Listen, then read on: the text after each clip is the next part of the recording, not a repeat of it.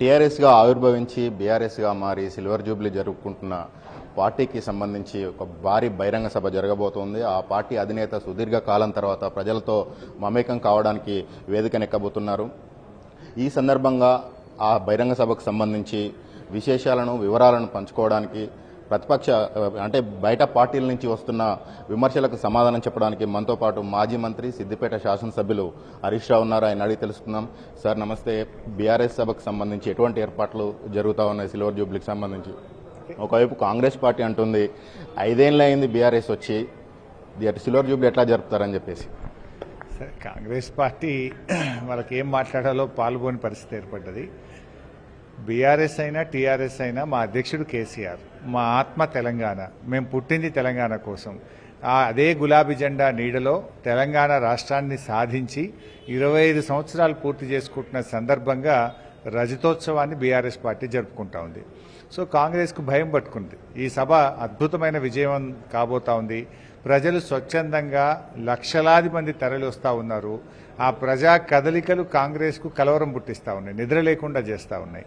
సరే, ఏది ఏమైనా కూడా రాష్ట్రంలో కానీ దేశంలో అనేక రాజకీయ పార్టీలు వచ్చాయి, కానీ ఆ పార్టీలు తమ లక్ష్యాన్ని చేరుకోలేకపోతాయి. చాలా పార్టీలు వస్తూ ఉంటాయి, పోతూ ఉంటాయి. బీఆర్ఎస్ విషయంలో కూడా అట్లే మాట్లాడారు. ఆ రోజుల్లో ఏమన్నారంటే ఇది గాలి బుడగ లాంటిది, పాల పొంగు లాంటిది, లేకపోతే ఇది మగలో పుట్టింది పుబ్బలో పోతుందని, ఇలా రకరకాలుగా మాట్లాడారు. కానీ అందరి అంచనాలను తలక్రిందులు చేస్తూ మరి 14 ఏళ్లు ఉద్యమ పార్టీగా పోరాడి తెలంగాణ రాష్ట్రాన్ని సాధించింది బీఆర్ఎస్. మా నాయకుడు కేసీఆర్ గారు చివరికి చావు నోట్లో తలబెట్టి కేసీఆర్ చచ్చుడో తెలంగాణ వచ్చుడో అనే నినాదంతో ఈ రాష్ట్రాన్ని సాధించింది బీఆర్ఎస్.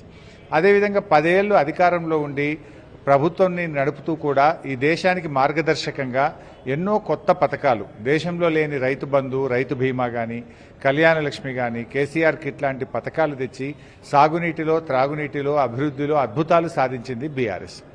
సరే, రాజకీయాల్లో ఓటమి గెలుపులు సహజమైనటువంటివి. మేము ఓడిపోయాం. కానీ ఈరోజు ప్రతిపక్షంగా కూడా ప్రజల మధ్య ఉంటూ కాంగ్రెస్ ప్రభుత్వం చేస్తున్న అరాచకాలను ఎప్పటికప్పుడు తిప్పికొడుతూ, ఉదాహరణకు హైడ్రా పేరిట పేదల బతుకులు కూల్చడం కానీ, మూసీ పేరిట పేదల ఇల్లు కూల్చడం కానీ, అదేవిధంగా హెచ్సియులో సెంట్రల్ యూనివర్సిటీలో చెట్లను నరకడం పైన కానీ, అదేవిధంగా రైతులకు రుణమాఫీ విషయంలో ప్రభుత్వం మాట తప్పితే ఆ ప్రభుత్వం మీద ఒత్తిడి పెట్టి కనీసం ఇవాళ 40-50% రుణమాఫీ అయిందంటే అది బీఆర్ఎస్ పోరాట ఫలితం. అదేవిధంగా వానకాలం రైతు బంధు ఎగ్గొట్టారు. యాసంగి రైతు బంధు గురించి అసెంబ్లీలో బయట ఒత్తిడి పెడితే ఇవాళ కనీసం 2 ఎకరాలు 3 ఎకరాల దాకా ఆ మాత్రం రైతు బంధు పడ్డదంటే బీఆర్ఎస్ పోరాటం. అంటే ఇట్లా పాత్ర ఏదైనా ఒకటి సార్, ఇప్పుడు 14 ఏళ్లు ఉద్యమ పార్టీగా ఉద్యమ నాయకుల పాత్ర పోషించారు. 10 ఏళ్లు అధికార పార్టీగా అధికారం అనుభవిస్తూ ప్రజలకు అనుభవింపజేశారు. ఇప్పుడు ప్రతిపక్ష పాత్ర పోషిస్తున్నారు. ఇప్పుడు ఉద్యమం కాదు ఏం కాదు. ఈ 3 స్టేజ్లలో ఏ స్టేజ్ని ఎంజాయ్ చేస్తున్నారు? ఒక్కటైతే 3 స్టేజీల్లో స్టేజ్ ఏదైనా మాది ప్రజల పక్షం. బీఆర్ఎస్ ఉద్యమంగా ఉన్నా, ప్రభుత్వంలో ఉన్నా, ప్రతిపక్షంలో ఉన్నా మాది ప్రజల పక్షం. అయితే ఒక నాయకుడిగా, అంటే వ్యక్తిగతంగా నన్ను అడిగితే ప్రతిపక్షంలో ఒక నాయకుడు పరిణితి చెందుతాడు, ఒక నాయకుడు బాగా ఎదగడానికి దోహదపడుతుంది, నాయకుడు ప్రజలకు దగ్గర కావడానికి ఉపయోగపడుతుంది. ప్రతిపక్షంలో కూడా ప్రజల పక్షాన ప్రజల గొంతుకై మాట్లాడడం ద్వారా ప్రజల ప్రేమ అభిమానాలు చూరగొనేటువంటి అవకాశం ఉంటుంది. సరే, ప్రభుత్వంలో ఉన్నప్పుడు ప్రజల ఆకాంక్షలు ఉంటాయి, కొంతవరకు నెరవేర్చగలుగుతాం, బాగా పనిచేసి ప్రజల మెప్పు పొందగలుగుతాం. కానీ కొన్ని సందర్భాల్లో కార్యకర్తలు కానీ ప్రజలు కానీ వాళ్ళ ఆశలు ఎక్కువగా ఉండడం లేదా వాళ్ళ ఆలోచనలు ఎక్కువగా ఉండడం, కొన్ని సందర్భాల్లో పరిమితుల వల్ల, సిస్టంలో ఉండే పరిమితుల వల్ల కొన్ని సందర్భాల్లో ప్రజల ఆకాంక్షల్ని మనం నెరవేర్చలేకపోతాం. అప్పుడు ఎక్కడో కొంత తెలియని అసంతృప్తి, సమయాభావం వల్ల కూడా కొంతమందిని కలవకపోవడం, సమయం ఇవ్వకపోవడం వల్ల కూడా ఒక అసంతృప్తి వస్తుంది. సో రెండింట్లో కూడా అడ్వాంటేజ్ డిసడ్వాంటేజ్ రెండూ ఉంటాయి. బట్ ఏదైనా ప్రతిపక్షమైన పాలకపక్షమైనా కూడా ప్రజల పక్షంగా ఉండడం, ప్రజలతో ఉండడమే. కార్యకర్తల్ని రెజోనేట్ చేయడం కోసం ఒక భారీ బహిరంగ సభ అయితే ఏర్పాటు చేశారు. భారీ బహిరంగ సభకు ప్రజలు స్వచ్ఛందంగా తరలిస్తారని మీరు అంటున్నారు. 100 కోట్లు ఖర్చు చేస్తున్నారని మీ అధికార పార్టీ కాంగ్రెస్ అంటా ఉన్నది. 100 కోట్లు ఖర్చు చేస్తున్నా నిజమేనా? అసలు కోట్లు ఖర్చు పెట్టడానికి మా దగ్గర డబ్బులు ఎక్కడివి? ఒకటి, కోట్లు ఖర్చు పెట్టాల్సిన అవసరం ఏంటి మాకు? ఆ అవసరం ఏంది? అసలు లారీల్లో డీసీఎంల్లో ప్రజలు వస్తారా? ఇంత ఎండల కోట్లు కాదు, నువ్వు 1000 రూపాయలు ఇచ్చినా, కడుపు నిండా భోజనం పెట్టినా రారు. ఎందుకు వస్తారు? ప్రేమ ఉంటే వస్తారు, అభిమానం ఉంటే వస్తారు, ప్రభుత్వం మీద కోపం ఉంటే వస్తారు. ఇవాళ 44 డిగ్రీల ఎండ ఉంది. నేను నా కాన్స్టిట్యున్సీలోనే బస్సులు దొరకక డీసీఎంలు పెట్టాను, లారీలు బొగ్గు లారీలు కూడా పెడతా ఉన్నా. బొగ్గు లారీల్లో కూడా జనం ఎక్కి వరంగల్ సభకు వస్తున్నారంటే అది ప్రజల్లో కేసీఆర్ గారి మీద ఉండే ప్రేమ కావచ్చు, బీఆర్ఎస్ మళ్లీ రావాలనే ఆకాంక్ష కావచ్చు, కాంగ్రెస్ ప్రభుత్వం మీద ఉన్న వ్యతిరేకతకు నిదర్శనంగా మనం చూడాలి. కేసీఆర్ గారి మీద ప్రేమ అంటున్నారు. కేసీఆర్ గారేమో సుదీర్ఘ కాలం నుంచి అసలు ఇప్పటి వరకు జనం మధ్యలోకి వచ్చింది లేదు, జనం మధ్యలో కనిపెట్టలేదు, జనంలోకి రావట్లేదు, ప్రతిపక్ష నేత పాత్రను పోషించట్లేదు అని చెప్పేసి అంటున్నారు. అంటే ఆయన ఎలివేషన్ కోసం ఈ సభను ఏర్పాటు చేశారా? ప్రతి రాజకీయ పార్టీకి వ్యూహం ఉంటుంది. కేసీఆర్ గారు మొదటి రోజు నుంచే రేవంత్ రెడ్డి గారిని విమర్శిస్తే ఏమంటారు? 10 ఏళ్ళు ముఖ్యమంత్రి, ఇంత సీనియర్ నాయకుడు, ఆయనను పనిచేయనియాలి కదా, 4 రోజులన్నా ఆయనను కూర్చొనిచ్చేయాలి కదా, ఆయన కొద్దిగా సెట్ కావాలి కదా అని మీరే అంటారు. లేదు 4 రోజులు సమయం ఇస్తే ఏమీ మాట్లాడతలేరు, తిడతలేరు, మీరు ఆయనను ఎంబడబడతలేరు అని మీరే అంటారు. ఇప్పటికే రేవంత్ రెడ్డి గారు, ఇటు కేటీఆర్ గారు, ఇటు హరీష్ గారు, బీఆర్ఎస్ నాయకులు రోజు ఈ చెంప ఆ చెంప వాయిస్తున్నారు, నన్ను పనిచేయనిస్తలేరు, నన్ను మనసున పట్టనిస్తలేరు అని ఇప్పటికే రేవంత్ రెడ్డి మొత్తుకుంటా ఉన్నాడు. మేము మాట్లాడినా ఏం మాట్లాడినాం? ఏమైంది బాబు, నువ్వు మొదటి రోజే రుణమాఫీ చేస్తా అన్నావు, దేవుళ్ల మీద ఒట్టు పెట్టి సగం రుణమాఫీ చేయలేదు అని అడుగుతున్నాం. అయ్యా కరోనా ఉన్నా కేసీఆర్ 10,000 రైతు బంధు ఇచ్చిండు, నువ్వు 15,000 ఇస్తా అన్నావు, వానకాలం ఎగ్గొట్టినావు, యాసంగి 3 ఎకరాలకే పరిమితం చేసినామని రైతుల పక్షాన ప్రశ్నిస్తున్నాం. కేసీఆర్ కళ్యాణ లక్ష్మి కింద ₹1,00,000 ఇస్తే నేను తులం బంగారం కల్పిస్తా అన్నావు, అది ఎప్పుడు ఇస్తావు అని అడుగుతున్నాం. ఫీజు రియంబర్స్మెంట్ కేసీఆర్ ప్రవేశపెట్టిన పథకాన్ని వాళ్ళు ఎన్నో ఆపినావు నువ్వు. ఉదాహరణకు కేసీఆర్ కిట్ ఆపినావు నువ్వు, ఈరోజు రైతు బంధు నిధులు ఆపినవు, బతుకమ్మ చీరలు ఆపినవు, ఏడాదిని అర్థంగా ఫీజు రియంబర్స్మెంట్ ఇవ్వక లక్షలాది మంది విద్యార్థుల భవిష్యత్తు ఆగమ్య గోచరమైంది, అది ఎప్పుడు ఇస్తారు అని మేము అడుగుతా ఉన్నాం. ఇప్పుడు మీరేమో కేటీఆర్ హరీష్ ఇద్దరు కలిసి ఆ చెంప ఈ చెంప వాయిస్తున్నారు అంటున్నారు. ఇప్పుడు కేసీఆర్ అంటే కేసీఆర్ గారు ఎలకతుర్తి సభా వేదిక నుంచి ఏం ప్రకటించబోతున్నారు? మీ రాజకీయ పార్టీ వ్యూహం ఏంటి? ఈ చెంప ఆ చెంప వాయిస్తున్నామని నేను అనట్లేదు, రేవంత్ రెడ్డి గారే అంటున్నారు. మేము ప్రజల పక్షాన ప్రశ్నిస్తే ఆయన మమ్మల్ని విమర్శిస్తున్నాడు అన్నాను. కేసీఆర్ గారు ఏం చెప్తారంటే తినబోతూ రుచులెందుకు అన్నట్టు ఇప్పుడు నేను ఎలా చెప్పగలుగుతాను? డెఫినెట్గా రేపు ప్రజలు, రాష్ట్ర ప్రజలు చాలా యాంగ్షియస్గా చూస్తున్నారు. కొంతమంది ప్రత్యక్షంగా చూడాలనుకుంటున్నారు, కొందరు టీవీల ద్వారా చూడాలనుకుంటున్నారు. మాకంటే ముఖ్యంగా కాంగ్రెస్ పార్టీ నాయకులు కేసీఆర్ ఏం మాట్లాడతాడు, ప్రజాస్పందన ఎలా ఉంటుంది, ప్రజలు ఎలా కదులుతారని మాకంటే ఎక్కువ యాంగ్షియస్గా ఈరోజు కాంగ్రెస్ పార్టీ ఉన్నది. బట్ మాకు మాత్రం సంపూర్ణమైన విశ్వాసం ఉంది, సభ బాగా జరుగుద్ది. ఒక సిల్వర్ జూబ్లీ రజతోత్సవం కనుక 25 ఏళ్లలో బీఆర్ఎస్ ఎన్ని కష్టాలు పడ్డది, ఎంత తాపత్రయపడి తెలంగాణ ఎట్లా సాధించింది, అభివృద్ధిలో తెలంగాణను ఎలా ముందుకు తీసుకుపోయాం, ప్రతిపక్ష పాత్ర ఎలా పోషిస్తున్నాం, రేపు బీఆర్ఎస్ వచ్చే 3.5 సంవత్సరాలు ఏ రకంగా పనిచేయబోతుంది అనేటువంటి విషయాలు కానీ, ప్రజలు ఎదుర్కొంటున్న కష్టాలు, ఇబ్బందులు, కాంగ్రెస్ మాట తప్పిన తీరును రేపటి వేదిక మీద నుంచి ఎండబెట్టాం. ఈ 25 ఏళ్ల రాజకీయ పార్టీ ప్రస్థానంలో ప్రతి ఉత్థానంలో, ప్రతి పతనంలో హరీష్ పాత్ర అయితే ఉంది, ప్రతి అడుగులో హరీష్ పాత్ర. బీఆర్ఎస్ ప్రయోగం విఫలమైందని హరీష్ రావు భావిస్తున్నారా? ఇప్పుడు ఒక రాజకీయ పార్టీ ఓడడానికి, గెలవడానికి ఒక్క విషయమే ఉండదు, అనేక అంశాలు కూడా దానికి ప్రభావితం అవుతాయి. పార్టీ విధానాలు కావచ్చు, అభివృద్ధి కార్యక్రమాలు కావచ్చు, ప్రతిపక్ష పార్టీ ఇచ్చేటువంటి మేనిఫెస్టో కావచ్చు, ప్రతిపక్షాలు చేసేటువంటి దుష్ప్రచారం కావచ్చు. ఒకటి ఏమంటున్నారంటే తెలంగాణ రాష్ట్ర సమితిగా ఆవిర్భవించిన పార్టీ తెలంగాణ పేరును తీసేసి అసలు తెలంగాణ ఆత్మను తొలగించుకుంది అనేది ప్రధాన ఆరోపణ. ప్రధానంగా తెలంగాణ వాదుల నుంచి కూడా వస్తుంది. మా జెండా గులాబీ జెండా, మా ఆత్మ, మా డిఎన్ఏ కూడా తెలంగాణనే. నాయకుడు అదే కేసీఆర్, ఎక్కడా ఏమీ మారలేదు. మాకు ఒక రాజకీయంగా ఒక ఆలోచన ఉండేది కేసీఆర్ గారికి. నిజంగా ఆయన ఆలోచన కొంతమేరకు సఫలమైంది. ఎట్లా? కేంద్రంలో బీజేపీ కానీ కాంగ్రెస్ కానీ స్వతహాగా వాళ్ళు అధికారంలోకి రాలేరు, రీజనల్ పార్టీస్ మీద ఆధారపడే కేంద్ర ప్రభుత్వం ఏర్పడుతుంది. బీఆర్ఎస్ ఒక 30, 40, 50 ఎంపీలు గెలిస్తే రేపు తెలంగాణకు బాగా మేలవుతుంది, అధికంగా కేంద్రం నుంచి నిధులు రాబట్టవచ్చు, ఒక జాతీయ ప్రాజెక్టు తేవచ్చు అని ఒక ఆలోచన కేసీఆర్ గారు ఈ రాష్ట్రం కోసం, దక్షిణ భారతదేశం కోసం ఆలోచించారు. నిజంగా ఆయన అన్నట్టుగానే కేంద్రంలో సంకీర్ణ ప్రభుత్వం వచ్చింది, కానీ దురదృష్టవశాత్తు ఇక్కడ మేము గెలవలేకపోయాం. కానీ ఈ విషయం ఇప్పుడిప్పుడే ప్రజలు కూడా అర్థం చేసుకుంటున్నారు. సో టీఆర్ఎస్ అయినా బీఆర్ఎస్ అయినా మా ఆత్మ తెలంగాణ, మా దృష్టి తెలంగాణ, మా ఆలోచన తెలంగాణ, మా పని తెలంగాణ ప్రజల కోసం. హరీష్ రావు సామాన్య కార్యకర్త అని అంటాడు, ట్రబుల్ షూటర్గా పేరుంది హరీష్ రావుకి, ఎప్పుడు సామాన్య కార్యకర్తలాగానే ఉంటాడు. కానీ పార్టీలో ఇంటి పోరు ఉంది, సీఎం సీఎం సీఎం అంటూ కొన్ని నినాదాలు వినిపిస్తున్నాయి, ఇంట్లో కుటుంబ సభ్యుల మధ్య పడట్లేదు అనే వార్తలు వస్తున్నాయి. దీనిపైన ఏమంటారు? హరీష్ రావు ఎప్పుడు కూడా సీఎం సీఎం అనే నినాదం ఏ రోజు అనిపించుకోలేదు. ఎవరన్నా అనే ప్రయత్నం చేస్తే కూడా నేను వారించిందే మీరు చూశారు తప్ప నాకు అటువంటి ఆలోచన లేదు. మా ఆలోచనల్లా తిరిగి బీఆర్ఎస్ అధికారంలోకి రావాలి, కేసీఆర్ గారు మళ్లీ ముఖ్యమంత్రి కావాలి. కేసీఆరే ముఖ్యమంత్రి అవుతారు. ఈ రాష్ట్రాన్ని ప్రజల ఆకాంక్ష కూడా అదే.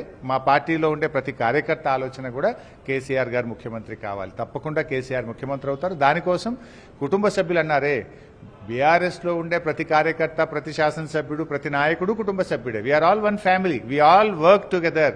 మా మధ్య ఎలాంటి భేదాభిప్రాయాలు లేవు. అంతా ఒకే కుటుంబం అంటున్నారు. మీ అనుచరుడు, మీ సహచరుడు దుబ్బాక ఎమ్మెల్యే కొన్ని వ్యాఖ్యలు చేశారు, ప్రభుత్వాన్ని పడగొట్టమంటూ కొంతమంది వ్యాపారులు వస్తున్నారు అంటున్నారు. మీకు ఏమైనా సంకేతాలున్నాయా? మీ ఆ వ్యాఖ్యలు మీకు తెలిసే జరిగాయి? ఇప్పుడు ప్రజలు తమకు ఉండేటువంటి బాధను, లైక్ రియల్ ఎస్టేట్ వ్యాపారస్తులు కావచ్చు, బిల్డర్స్ కావచ్చు, తమ ఆవేదన వెలుబుచ్చుతున్నారు అని ప్రభాకర్ రెడ్డి చెప్పారు. మేము కూలగొట్టామని ఎక్కడా చెప్పలేదు. ఇవాళ ఆటో డ్రైవర్ నుంచి రియల్ ఎస్టేట్ బిల్డర్ల దాకా ఈ రాష్ట్రంలో ఆత్మహత్యలు జరుగుతూ ఉన్నాయి. ఆక్రోశంలో వాళ్ళు ఏమన్నా చేసి ప్రభుత్వాన్ని కూలగొట్టండి అని వాళ్ళు అంటున్నారు అనే విషయాన్ని ప్రభాకర్ రెడ్డి చెప్పారే తప్ప కూలగొడతాము అని ప్రభాకర్ రెడ్డి గారు ఎక్కడా చెప్పలేదు. వి విష్ రేవంత్ రెడ్డి గారే ముఖ్యమంత్రిగా 5 ఏళ్లు ఉండాలి, కాంగ్రెస్ ప్రభుత్వం 5 ఏళ్లు ఉండాలని మేము కోరుకుంటున్నాం. ఎందుకంటే 5 ఏళ్లు ఉంటేనే పాలేందో నీళ్ళేందో తేలిపోతుంది, ప్రజలకు క్లారిటీ వస్తుంది. ఎందుకంటే ఏడాది అర్థంలో ఒకవేళ దించేస్తే ఏమంటారు, లేదా ఇంకా చేస్తుండనేమో, ఇంకా బాగా చేస్తుండనేమో, అరే మధ్యలోనే తీసేసిండ్రు అనేటువంటి చర్చ వస్తుంది. 5 ఏళ్లు ఉంటే ఏమైతుంది, పూర్తిగా ఫెయిల్ అయిపోయి మళ్ళా 20 ఏళ్ల దాకా కాంగ్రెస్ పార్టీ ఇక్కడ మొలకెత్తకుండా జరుగుతుంది. అది జరగాలనే మా కోరిక. హరీష్ రావు సభకు అంటిముట్టనట్టుగా ఉన్నాడు, ఆఖరి 5 రోజులలోనే యాక్టివ్ అయ్యారు అంటున్నారు. ఏంటి సార్? అవన్నీ కూడా సోషల్ మీడియాలో లేదా విపక్షాలు కొంతమంది చేసే ప్రయత్నం. ఈ రోజు కూడా నేను వరంగల్కి వెళ్లి సభ ఏర్పాట్లను పర్యవేక్షించి వచ్చాను. మా కాన్స్టిట్యున్సీ నుంచి దాదాపు 1500 మంది, రాష్ట్రంలో ఏ నియోజకవర్గంలో నుంచి పోని విధంగా మా యూత్ విద్యార్థులు 1500 మంది పాదయాత్రలో బయలుదేరి 2 రోజులైంది. సో అట్లా మేము ఈ సభను విజయవంతం చేయడానికి ఉమ్మడి మెదక్ జిల్లా అంతా కూడా చూస్తూ ఉన్నాను. ఇతర జిల్లాల్లో కూడా నేను రివ్యూ చేస్తూ ఉన్నాము. కేటీఆర్ గారు, నేను, పార్టీ నాయకులు అందరం కలిసిమెలిసే ఈ సభ విజయవంతానికి కృషి చేస్తున్నాం. ఎలాంటి అనుమానాలకు, అపోహలకు తావులేదు. 60 లక్షల మంది బీఆర్ఎస్ కుటుంబ సభ్యులకు ఏం చెప్పబోతున్నారు? 10 లక్షల మంది వస్తున్నారంటున్నారు. అక్కడ ఏర్పాట్లు ఏ విధంగా చేశారు? ఏం చెప్పబోతున్నారు? అయితే వేసవి కాలం నిజంగా చెప్పాలంటే 44 డిగ్రీల ఎండ కొడతా ఉంది. ఇంత ఎండను లెక్క చేయకుండా ఇప్పటికే చాలా మంది ఎడ్ల బండ్ల మీద బయలుదేరారు, కాలినడకన బయలుదేరారు, సైకిల్ యాత్ర మీద బయలుదేరారు. రేపు రావడానికి ఎంతో మంది సిద్ధపడ్డారు. నేను ప్రజలందరినీ కూడా కోరేది ఒక్కటే, రేపు ఆదివారం కూడా ముఖ్యంగా వరంగల్ ప్రజలు కొంచెం ఇబ్బంది కాకుండా మీరు కూడా మీ ప్రయాణాలు వీలైనంత వరకు రేపు సాయంత్రం పూట ఒక వాయిదా వేసుకోండి.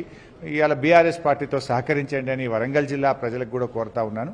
రాష్ట్ర వ్యాప్తంగా బీఆర్ఎస్ కుటుంబ సభ్యులు, బీఆర్ఎస్ అభిమానులు అందరూ కూడా స్వచ్ఛందంగా ఈ సభకు తరలి వచ్చి ఈ సభను విజయవంతం చేయండి. ఈ రజతోత్సవంలో అందరూ కూడా పాలు పంచుకోండి.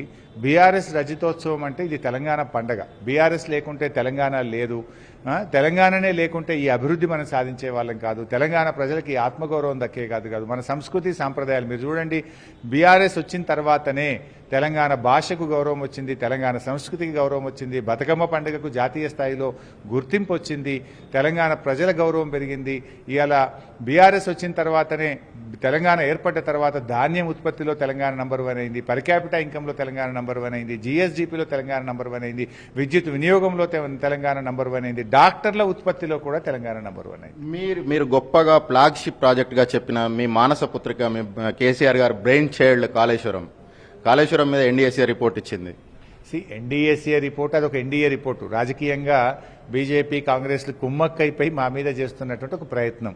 మీరు ఒక్కసారి గమనించండి, అసెంబ్లీ ఎన్నికల ముందు కరెక్ట్గా అసెంబ్లీ ఎన్నికల ప్రారంభానికి ముందు ప్రాథమిక నివేదిక, పార్లమెంట్ ఎన్నికల ప్రారంభానికి ముందు మధ్యంతర నివేదిక, బీఆర్ఎస్ పార్టీ రజతోత్సవానికి 3 రోజుల ముందు తుది నివేదిక. ఇది ఎట్లా కనబడుతుంది? అదే ఎన్డీఎస్ఏ కడుతున్న పోలవరం కూలిపోయి 6 ఏళ్ళు అయింది. ఏ నివేదిక ఎందుకు రాదండి? ఇదే ఎన్డీఎస్ఏ కట్టినదే కదా పోలవరం. 9,500 కోట్లతో ప్రారంభమైన పోలవరం ఇవాళ 95,000 కోట్లకు పెరిగింది. 10 రెట్లు దాని యొక్క బడ్జెట్ పెరిగింది, అంచనాలు పెరిగినాయి. అక్కడ పోలవరం డయాఫ్రేమ్ వాల్ కూలిపోవడం వల్ల, గైడ్ వాల్స్ కూలిపోవడం వల్ల 6,000 కోట్ల రూపాయల నష్టం పోలవరం ప్రాజెక్టులో జరిగింది. అక్కడ ఎన్డీఎస్ఏ పర్యటనకు పోదు, రిపోర్టు ఇవ్వదు, అక్కడ ఏమీ మాట్లాడదు. కానీ బీఆర్ఎస్ మీద బురద జల్లడానికి మాత్రం 3 నివేదికలు ఇస్తారు. అది కూడా కరెక్ట్ ఎన్నికల ముందు, మీటింగ్ ముందు ఇస్తుంటారు. సో ప్రజలకు అర్థమైపోయింది, కాళేశ్వరంలో అంటే ఇది చాలా మెగా ప్రాజెక్టు.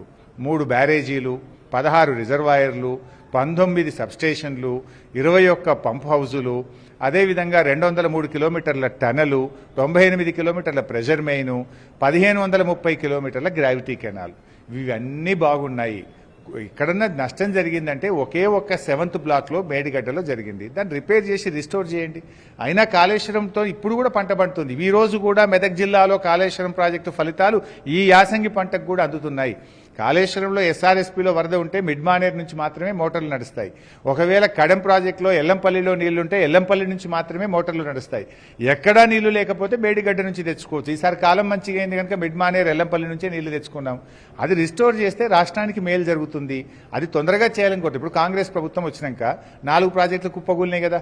మొన్న ఎస్ఎల్బీసీ టనల్ కుప్పగూలిపోయి 10 మంది చనిపోయింది కదా. మన పాలమూరు ఎత్తిపోతల పథకంలో pump house, Vattem pump house మొత్తం నిండా నీళ్లతో మునిగిపోయింది కదా. సుంకిశాల కుప్పగూలిపోయింది కదా. ఖమ్మం జిల్లాలో పెద్దవాగు ప్రాజెక్టు కొట్టుకుపోయింది కదా. మరి వీటన్నిటికీ కాంగ్రెస్ పార్టీ కారణమని మేము కూడా బురద చెల్లొచ్చు కదా. కొన్ని సందర్భాల్లో కొన్ని ప్రత్యేక పరిస్థితుల్లో కూడా కొన్ని జరుగుతూ ఉంటాయి. కొన్ని సందర్భాల్లో నిర్లక్ష్యం వల్ల జరుగుతుంటాయి. బీఆర్ఎస్ పార్టీ నిర్మించిన కాళేశ్వరం ఎప్పటికైనా ఈ తెలంగాణకు వరప్రదాయినే. అక్కడ జరిగింది ఒకే ఒక్క మేడిగడ్డలో ఒక బ్యారేజీలో జరిగింది. ఆ బ్యారేజీలో ఆ ఒక్క బ్లాక్ను వెంటనే రిస్టోర్ చేసి రాష్ట్ర ప్రజలకు సాగు త్రాగునీరు అందించాలి, పారిశ్రామిక నీరు అందించాలి అని మేము డిమాండ్ చేస్తున్నాం. సీఎం హరీష్ రావు సీఎం కావాలంటూ తనకెప్పుడు ఆలోచన లేవని చెప్పేసి అంటున్నారు. బీఆర్ఎస్ సభ ఖచ్చితంగా విజయవంతం అవుతుంది, రాష్ట్ర వ్యాప్తంగా ప్రజలు స్వచ్ఛందంగా కలిసి వస్తున్నారని చెప్పేసి మాజీ మంత్రి హరీష్ రావు చెప్తా ఉన్నారు. కెమెరా పర్సన్ సంపత్తో కలిసి భాస్కర్, ఎన్టీవీ, సిద్దిపేట నుంచి.